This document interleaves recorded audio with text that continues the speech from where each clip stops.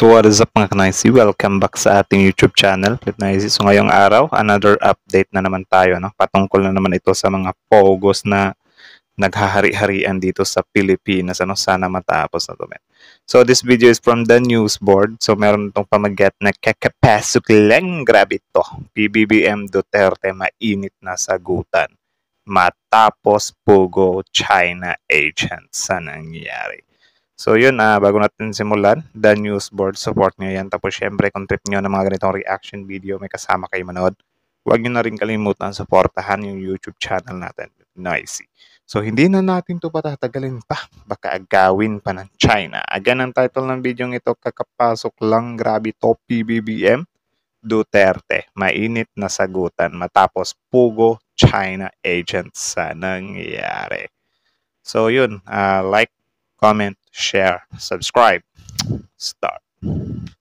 Ng Chinese military, ano nga bang dahilan? Well, Ulit. The news board. ito ang mainit na balita at trending ngayon sa mundo ng social What's media. that? Marcos Duterte, matinding sagutan at pogo operation konektado sa taktika ng Chinese military. Nako. Ano nga bang dahilan? Well, let's find out. Matapos bigong mahuli si Kibuloy, abay mga Duterte, binira ang mga Marcos. Ayon sa dating Pangulo, ganito ba ang bagong Pilipinas ni Marcos, Nako. ni Yuyo? Ito din yung isa sa nakakatawa, no? Kasi nung time na inaano si Pastor Kibuloy, tawag dyan, nung raid, biglang naglabas ng statement si VP Sara eh. Tapos, kine-question siya ngayon ng mga tao na, grabe kapag kay Kibuloy may tawag siya, may pa-speech, pero patungkol sa WPS, walang imik. Diba? Tuloy. Rakan ang human rights lalo na sa pag-serve ng warrant sa kanyang best friend na si Kibuloy. Yun. Dagdag pa ng isang maka-Duterte, ito'y warning ni Marcos para sa lahat ng kukontra sa kanya. Ay naku, isang tao lang po pinaghahanap dyan. Ay, Bakit naman batalyon ang pinadala dyan? Ang tingin ko po, at talagang pakay na ginawa nila sa panlulusob ng Kingdom of Jesus Christ, ito po ay warning sa lahat ng mga tututol sa gobyerno, humanda kayo. Gagamitin namin ang puwerso ng buong gobyerno para supilin kayo. Ay naku, isang tao Supil ba yun? May mga ebidensya naman, di ba? So, bakit hindi na lang humarap para matapos na? lang po pinaghahanap dyan. Bakit naman batalyon ang pinadala dyan? Na hindi po pwede na basta-basta papasukin ng mga lugar, lalong-lalo na po ito'y lugar ng pagsamba ng mga batalyong at fully armed mga sundalo na didisrespetuhin pa. No? Kasi alam niyo sa mulat-mula, ang tawag sa mga lugar na pinagsasambahan, sanctuaryo. Itong bagong Pilipinas. Batalyon nga, kasi nga, alam niyo naman, merong sinabi si Kibuloy dyan, di ba, na lalaban sila. So, pinaghahandaan na nila. Ito po ay hindi po panaginip. Ito po ay bangungot. Dahil ito po ay talagang patunay na pinakamasama ang kabuhayan sa administrasyon ng adiktador na rehimeng Marcos Jr. Adiktador na rehimeng Marcos Jr. Ayon naman sa isang abogado, magaling lang magsalita itong mga Duterte. Boom. Samantala, noong panahon nila, Siyempre, yung issue na nire-raise na excessive use of force, ito ba daw ganun klaseng overkill ay magiging tatak ng administrasyon? Una, klarong-klaro, nung panahon niya, yun talaga ang tatak nung kanyang administrasyon. Hindi lang Tama, kasi yan din yung isa sa nakakaaning, men. Kasi gawain din naman yan ni President Duterte or ex-President Duterte dati, di ba? So, paano pa siya magugulat ng ganyan? Kaya nga minsan napapatanong ako, men, kasi di ba mayroong nakitang Chinese uniform doon sa Pogo. Tapos ang sinasabi lang nila, tanim daw yun. So, paano nila nasabing tanim yun? Gayong alam naman natin na tawag dyan, halos Chinese yung namamahala sa mga pogos. 'Di ba? Parang para lang siguro hindi mabahigran yung China dito sa Pilipinas. Wala, binibigyan din nila yung mga tao ng some kind thoughts kasi syempre malaki din yung fandom nila or yung mga taga-suporta nila. So, kung ano man yung sasabihin nila, of course, yun yung some kind paniniwalaan ng mga tao. Kahit na halimbawa, totoo man yung mga uniforme doon ng Chinese soldiers. Tapos yun, pag sinabi nila na planted yun, of course, yun yung paniniwalaan ng mga tagasunod nila. 'Di ba? Yun yung pangit kasi kahit na meron ng mga ebidensya dyan, inaano lang talaga nila para lang maipagtanggol nila yung China. Pinagtatanggol nila yung China na siyang nang-aagaw ng teritoryo natin. Like, man, that's amazing. Crazy amazing. Tanga.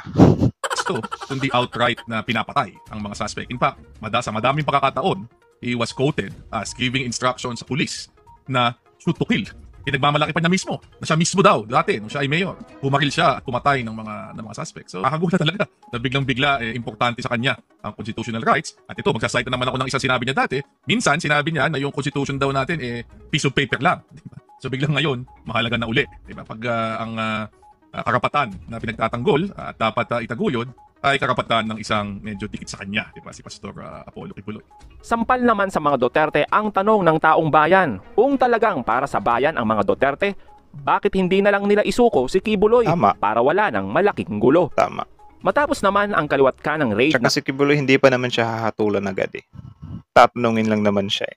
So yan, dahil nagtatatago siya, nagmumukha tuloy siyang guilty ngayon. Siguro natakot sila dahil sa ginawa nila kay dati, yung mga pinakulong nila. ng paok sa mga pogo, abay heto, binunyag ng mga security expert na kailangan maging alerto ang AFP dahil halos karamihan ng pogo location ay malalapit sa mga military bases ng AFP. Grabe. Na kung saan posibleng ginagamit ng China ang mga pogo para... Diba? O, paano mo masasabi yan, men? Coincidence lang ba yan? Malapit lang siya sa Fort Bonifacio. Yan, nilagyan pa ng flag ng ano. Kasi kapag ganyan kasi, men, time will come, if ever lang talaga na magkaroon tayo ng war between China, wala na. Magkakaroon na ng advantage yung China sa atin. Malay natin may mga nilagay na silang mga weapon dyan. Diba? Di lang natin alam. So magkakaroon ng malaking gulatan ngayon yan. Diba? Nung 3,600 students or 4,000, bakit nilagay nila doon malapit sa EDCA sites? Or bakit, yun, coincidence lang din ba yun na malapit talaga doon? Diba? Sa kanilang espiya at ang tinatawag na Trojan Horse o ang surprise attack pag nagkaroon ng Yan, Chinese Trojan invasion. Horse. Yan pala Ayon yun. naman sa AFP ay pag-aaralan nilang mabuti itong mga impormasyon nito. Ayon sa AFP, ang mga Yan, Chinese military uniform na nakita sa loob mismo ng Pogo ay Yan. Planted daw yan. Grabe talaga. Para lang malinisan nila yung pangalan ng China. Eh. Like, grabe mga kapwa Pinoy, nililinisan yung pangalan ng China. Amazing. posibleng ginagamit itong props sa kanilang mga illegal na activities. Ayon naman sa PAGCOR, panahon ni Duterte nang magsulputan ang mga illegal na pogo. Yan. Meron 250 dating napagkalooban ng lisensya ng Ang nakaraang dami. administrasyon sa PAGCOR. Yan ngayon ang gumagawa ng mga illegal na gawain. Nitong 2023, ang nakolekta namin ay higit 5 bilyong piso. At naniniwala po ako dahil nito na lang last quarter namin na-implement yung mga reforma, ito po ay inaasahan kong umabot sa 6.5 hanggang 7 bilyong piso. Anong Grabe. tawag dito sa 6 na taon na panunungkulan nitong si Rodrigo Duterte? Hindi ko na alam kung anong word i-describe. Kasi kung dito pa lamang na yung mga kapulisan po natin, ang kitang-kita naman po natin na hinaras ng mga supporter nitong si Apollo Kibuloy, harap-harapang niyurak ang kanilang pagiging pulis, kung ano-ano ang kanilang mga sinabi, at pinatututukan pa ng kung ano-anong mga bagay-bagay. Sinusundot-sundot pa, nakikita natin sa video, di ba? Dinuduro-duro pa sila ng mga kababaihan. Nako. Oo. Sino ngayon ang nakapanakit? Mga pulis ba? Di ba sila? Kaya nga kung makikita natin dun sa mga video na ina-apprehend yung mga checkwang yun. Like, ben, grabe ang tatapang. Parang niyurakan ba? O parang ramdam mo talaga yung paghahari-harian nila dito. Like, grabe, parang walang takot sa Pilipinas porket maliit lang ba tayo na bansa. Tapos, i-describe nitong si Rodrigo Duterte, overkill yung nangyari. Anak ng teteng naman na yan. Highest form of hypocrisy. Itong pagpapakita nitong advokasya kuno nitong si Rodrigo Duterte. Dapat, hindi na lang siya nagsalita dito about fundamental rights. Boom. Kasi pag sinabi po natin fundamental rights, mga tol, basic po dyan yung Bill of Rights. Tama. Ang sinasabi nila rito ay hindi daw dapat husgahan si Apollo Kibuloy dahil hindi pa naman napapatunayan ng walang halong pag-aalinlangan ng kanyang kasalanan. Tama. E paano nga mangyayari na mapapatunayan na siya ay walang kasalanan o may kasalanan, ayaw niya magpasako Boom. sa ating hukuman, ayaw niyang sumuko, Yan, yun. harap-harapan niyang binabastos ang ating batas. At kung sasabihin nila na excessive and unnecessary force ang ginamit ng ating kapulisan, anak ng teteng naman, kayo lagi ang nagbubulgar ng inyong mga sirkumstansya. Partikular dito kay Apollo Kibuloy. Tama nga, min. Ang napansin ko rin sa kanila, parang pinangungunahan na lang nila. Like, for example, yung uniforme. Dahil parang tawag siya, magiging tagilid sila doon. Ang ginagawa na lang nila, planted yan. So, parang pinangungunahan nila ba? Or meron na silang escape agad? Or parang tawag dyan? ginagawa talaga nila yung best nila para lang matakasan yung mga pwedeng pagsabitan nila, di ba? Ang baril meron sa possession itong si Apollo Kibuloy? Nasa 20, hindi bababa o Grabe. more or less 20. Ilan po dyan na isuko na, hindi ko na alam yung the rest. O, ilang milyon supporter meron si Apollo Kibuloy na nagsasabi Grabe. na willing silang magpakamatay para kay Apollo Kibuloy. Oo. Ilang lugar yung pinuntahan ng ating mga kapulisan na sinasabi at naniniwala sila na maaaring doon nagtatago itong si Apollo Kibuloy. 5 lugar po iyon. At sa tingin niyo po ba ganito lamang kalaki sa bahay namin o sa bahay ninyo yung mga lugar na yon? Hindi. Mansion. Ektarya po ang laki ng mga lugar na yon. Grabe. Kaya sa tingin nyo, sasapat ang 10, 20 pulis. Kung nagpadala Tama nga eh.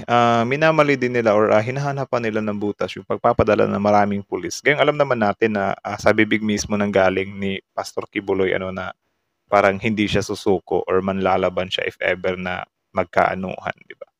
So of course, as a police, alam nga namang lagyan mo lang yun ng 10 doon paano kung i-ambush bigla yun or whatsoever, di ba?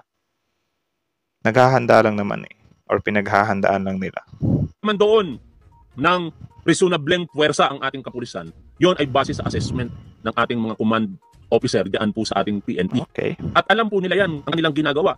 Ngayon, kung sa tingin ninyo talagang excessive at unnecessary ang ginamit na puwersa at kung sa tingin nitong si Rodrigo Duterte, nilabag nito ang karapatan, Ng pantao.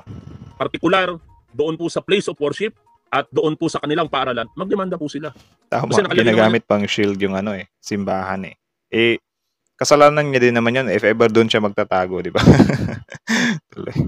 Sa crimes against the fundamental laws of the nation Pero itong mga sinasabi dito nitong Rodrigo Duterte, anak ng teteng, wala kang moral ascendancy Rodrigo Duterte para igiit mo ngayon itong mga sinasabi mo na pag-obserba sa karapatang pantao. Dahil ikaw mismo, Tama. hindi mo nirespeto ang karapatan ng mga kababayan po nating Pilipino. Na noon, hindi nyo binigyan ng pagkakataon madinig ang kanilang mga panig. At sinasabi nga doon sa naging House Committee hearing na sa panahon ni Rodrigo Duterte ay nagkaroon talaga ng katumbas na halaga ang pagpatay sa mga suspect sa illegal na droga. Grabe. At depende pa yon sa status ng tao. Kapag ka mahirap, basically 10,000, at kapag ka tumataas ang antas sa lipunan, mas lumalaki po ang halaga. At ganun ang nangyayari dito kay Apollo Kibuloy. Dahil sa kanyang pagtatago, nahuhusgahan siya sa Court of Public Opinions. At wag nilang sisihin ng tao. Tama. Bakit sinisisi nila ngayon yung tao sila mismo yung or gawain nila mismo yan Bakit ang pagtingin kay Apollo Kibuloy, guilty na kagad? Kasi ganun talaga Yung pag-ibig mo sa responsibility, ang kalalabasan niyan sa harapan ng publiko ay ikaw ay may kasalanan. Okay. Hindi yan katulad ng kote. Hindi yan katulad ng batas na ipipresume ka na ikaw ay inosente hanggat hindi napapatunayan ng walang halong pag-aalinlangan. Pero dito sa atin, sa Court of Public Opinion, ika nga, the moment na iniwasan mo ang issue, the moment na ikaw ay hindi humarap doon sa proper forum, magigilty ka talaga sa paniniwala ng taong bayan. Nako. Kaya ang tanging kaparaanan lamang para yung sinasabi nyo na mapatunayan ng walang halong pag-aalinlangan, magpasakop sa batas Yun. itong si Apollo Kibuloy. Bakit hindi mo kumbinsihin Rodrigo Duterte na si Wala puro alibay sila Siguro dahil nga nung time na si PRRD yung nakaupo, di ba? Alam naman natin kung ano yung or paano niya inano si Laila de Lima, di ba? Or Leila de Lima. So siguro napagtanto nila na baka gantihan sila in that way rin na kapag si Kibuloy na turnover na sa pulis or nasa kamay na ng mga pulis, wala na siyang labas doon. Like kulong or kulong-kulong talaga. Kulong-kulong. Apollo Kibuloy ay sumuko. Total, abogado ka, di ba? That is the better thing to do. I-convince mo ang kaibigan mo na sumuko at magpasakop sa batas. Tama. Kung talagang kayo ay naniniwala sa due process at kung kayo ay naniniwala diyan sa sinasabi ninyong saligang batas. Tama. Ngayon, papasok sa eksena itong si Sara Duterte. Hindi na no comment, pero official statement na naman Yan. ang datingan. Sabi niya rito, kaisa ako sa mga nananawagan ng maayos, katanggap-tanggap at makataong pagpapairal ng Actually, maraming tao na parang tumaas yung kilay dito or parang nagki-cringe Kasi yun nga, ito na. May mala statement niya na grabe. Parang mensahe niya para sa buong Pilipinas talaga, men. Pero doon sa West Philippines, no comment. Like, grabe. batas pagtataguyod ng hustisya sa ating bansa. I agree. Lahat tayo dapat nagkakaisa para diyan. Maayos, katanggap-tanggap at makataong pagpapairal ng batas at pagtataguyod ng hustisya sa ating bansa. Dapat walang Pilipinong tututol dyan. Lahat tayo nagkakaisa. Pero ang tanong, Sara Duterte, nangyari ba yan sa 6 na taon na pamumuno ng iyong ama bilang Pangulo ng Pilipinas from 2016 hanggang 2022? Grabe no, nananawagan ng pagkakaisa para sa mga Pilipino dahil kay Kibuloy. Pero sa West Philippines hindi. Tuloy tayo Anak sa ng- pahayag mo. Kasunod ito ng magulong pagpapatupad ng arrest warrant kay Pastor Apollo C. Kibuloy. Kahapon na sanhi ng questionableng pagpapakita ng labis na puwersa at otoridad sa harapan ng mga sibilyan. Saan banda, Sara Duterte? Boom. Unang-una, kung merong kaguluhan at questionableng paggamit ng puwersa ng ating kapulisan, questionin nyo ito sa tamang lugar. Tama. Idemanda ninyo ang mga pulis sa ombudsman. Grabe. Ireklamo nyo sila para sa paglabag sa karapatan partikular ng inyong organisasyon na kinabibilangan at kung sa tingin ninyo karapatan nitong si Apollo Kibuloy. Pero tandaan ninyo ito, ang sitwasyon sa pagpapatupad ng bawat ng arrest warrant sa mga partikular na individual ay iba-iba ang sitwasyon. Okay. Maaaring sa pagpapatupad ng warrant of arrest, 2 pulis lamang ang kinakailangan kasi hindi naman ganoong kataas ang Tama, makapangyarihan yan si Kibuloy eh. Kaya niya ngang ipastop yung lindol eh. Paano kapag kadalawa? Wala. Easy lang yun para kay Kibs. So ngayon, dinamihan nila. Tapos ngayong dinamihan, wala. Gumamit sila ng pa-victim card eh. maaaring maging threat sa ating kapulisan at sa paligid nito in particular. Pero dito kay Apollo Kibuloy, alam na alam naman natin ang sitwasyon. Kayo, ang pamilya ninyo, ang mga kaibigan niya, willing kayong laging ipagtanggolo si Apollo Of Kibuloy. course. May utang na Sa loob pagkatao ni siguro. Apollo Kibuloy, pastor siya, mahilig siya sa baril. Nireregaluhan niya pa, according dun sa testimonya sa Senado, ng isang witness laban kay Apollo Kibuloy ng baril itong mag-amang Rodrigo at Sara Duterte. Grabe, no? So, ayun. Yun lang naman from the news board. So, supportahan nyo yan. Original video link in the description box below. Tapos, syempre, kung trip nyo ng mga ganito reaction video or bago nyo iwan yung channel natin, huwag nyo na rin kalimutan supportahan yung YouTube channel natin. Nice. So, kita nyo naman yun, men. Grabe yun. It's kinda shocking, di ba? Amazing. Dito talaga ako parang naano like, I mean, sobrang dami, men. Sobrang daming Pilipino talaga yung umalma, kinilabutan dito, nung biglang naglabas ng statement si tawag dyan, si VP Sara, na parang inaano niya pa yung actions ng mga kapulisan. Like, grabe, kino-call out niya yung actions ng kapulisan para daw sa taong yun, si Kibuloy, para bigyan siya ng karapatan or respetuhin. Grabe, bakit di niya yun nagawa sa West Philippines Sea, Kaya dito talaga ako some kind na sa mga Duterte, like, medyo shocking talaga. Siguro next election, mukhang may pagkatagilid na talaga si VP Sara, and if ever na tatakbo siya as a president, di ba? Dahil dito, ika nga nila, napaghahalataan daw na maka-China talaga itong mag-amang to. Grabe yun. No comment sa sa kita nyo yun, men. Doon kay Kibuloy, lang siya, dinamihan lang yung pulis na pumunta doon. Nag-react sila. Pero nung yung Coast Guard natin, winater cannon, wala eh. No comment eh. Hindi daw yung trabaho ng VP. Grabe. Grabe, naubos yung ko doon. Nakakaano siyang isipin. Grabe, nakakalungkot din. Tapos yun nga, yung sa uniforme din, medyo naano ako doon. Yung uniforme ng Chinese military na natagpuan doon sa sa Pogo. Inaano nila as planted. Like, grabe Kapag medyo madidiin na sila, inaano na lang nila na planted or whatsoever. So what if valid or totoo talaga yung mga ebidensyang yun? Wala na, may invalidate na yun kasi sinabi niyong planted eh. Tapos yung mga solid supporters nyo, yun din yung paniniwalaan. Diba? Yun lang naman kayo na masasabi nyo dito. Comment down below. Tapos yun, pag-usapan natin yan sa comment section. So again, from the news board. Nice. So yeah, like, comment, share, subscribe. Nice. Out.